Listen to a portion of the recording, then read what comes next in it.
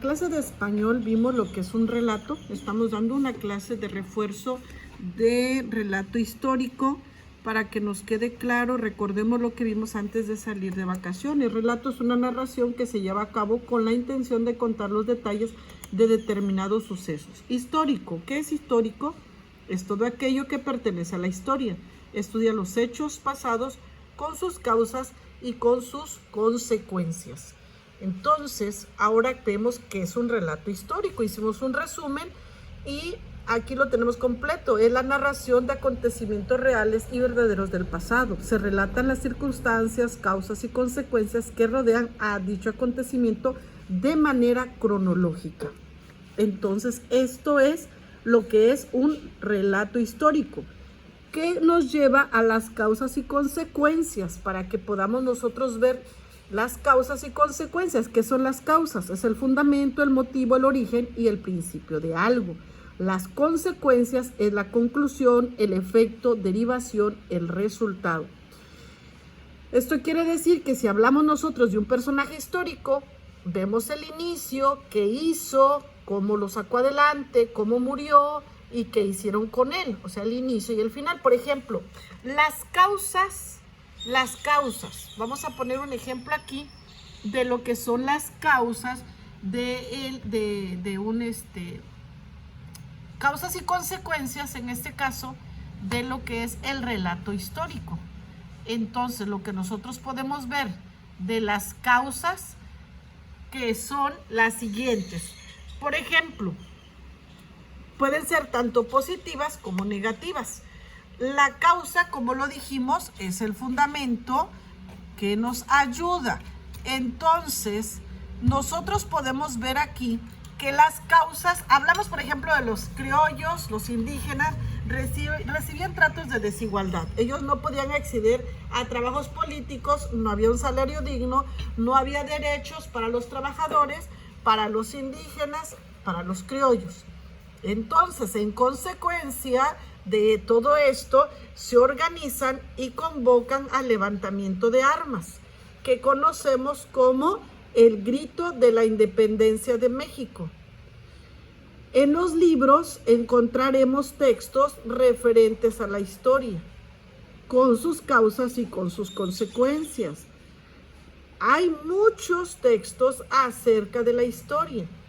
La cuestión es que investiguemos y entonces cuando ya tengamos los temas, nosotros empezaremos a escribir nuestro relato histórico. Para ello debemos apoyarnos de adverbios y nexos temporales. Y es aquí a donde nosotros vamos, que son los adverbios. En los adverbios vamos a poner una oración para que nosotros veamos. Pero antes, aquí está la definición: adverbios, palabras que pueden modificar a un verbo, a un adjetivo o a un adverbio. Aquí está el ejemplo. Pongamos una oración y esta va a ser modificada por un adverbio. Esta casa es bonita. En esta oración no encontramos ningún adverbio. Sin embargo, tiene sustantivo, tiene verbo y tiene un adjetivo. A esta misma oración le vamos a adherir un adverbio. Y aquí está, esa casa es muy bonita. En este caso el adverbio añadido es muy y está modificando al adjetivo bonita. El adverbio tiene la misión de dar más intensidad. No es lo mismo una casa bonita a una casa muy bonita. Bien, ahora vamos a buscar un adverbio que modifique, ¿sí?, a un verbo. Vegeta 707 tiene un caballo que corre mucho. Por cierto, aquí les preguntaba si conocen a Vegeta y me dijeron que era un youtuber que jugaba mucho. Ese es Vegeta. Pero bueno, en esta oración encontramos el adverbio justo después del verbo corre, del verbo correr. En este caso, el adverbio mucho está modificando al verbo porque está expresando cuánto corre el caballo. Y por último, vamos con en esta oración en donde un adverbio es por otro adverbio. Vamos a ver este ejemplo. Esta flor está bastante cerca de la orilla. En esta oración encontramos dos sustantivos, un verbo y dos adverbios, bastante y cerca. Como podemos ver, bastante es un adverbio que está modificando a cerca. Y lo que hace aquí es aumentar la proximidad.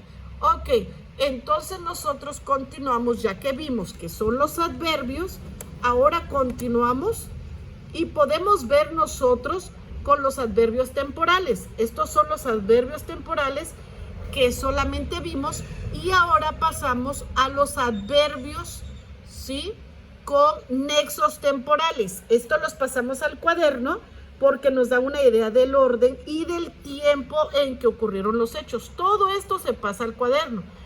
Los nexos nos ayudan a juntar las ideas. Por ejemplo, cuando, pero no es en pregunta, antes que, después que, mientras que, siempre que, tan pronto como y al mismo tiempo que. Esto a nosotros, los nexos y adverbios son para redactar correctamente el relato. Para eso nos sirven los nexos y adverbios. En ocasiones al escribir cometemos el error de escribir las mismas palabras. Por ejemplo, y después, o, y luego. Entonces, para evitar eso, utilizamos los nexos para poder juntar las ideas sin estar repitiendo las mismas palabras. Entonces, estamos listos para nuestro relato histórico. El relato histórico debe de tener un orden cronológico, explicar bien sus causas y sus consecuencias y debes hacer uso de nexos y adverbios temporales para poder redactar correctamente. Ok, estamos listos para que redactes tu relato histórico. Ya algunos ya investigaron de qué personaje de la historia vamos a hablar, ya tiene las impresiones, ahora redáctalo en tu cuaderno con letra bonita, ve poniéndolo en orden cronológico, no te pases por hacer un resumen, no te saltes algunas fechas importantes o algunos hechos importantes, hay que tener la causa y la consecuencia y también bien especificado los nexos y adverbios temporales. A trabajar con nuestro relato histórico. Hoy por lo menos me tienes que mandar la mitad de tu relato histórico en tu cuaderno bien escrito. Bendiciones.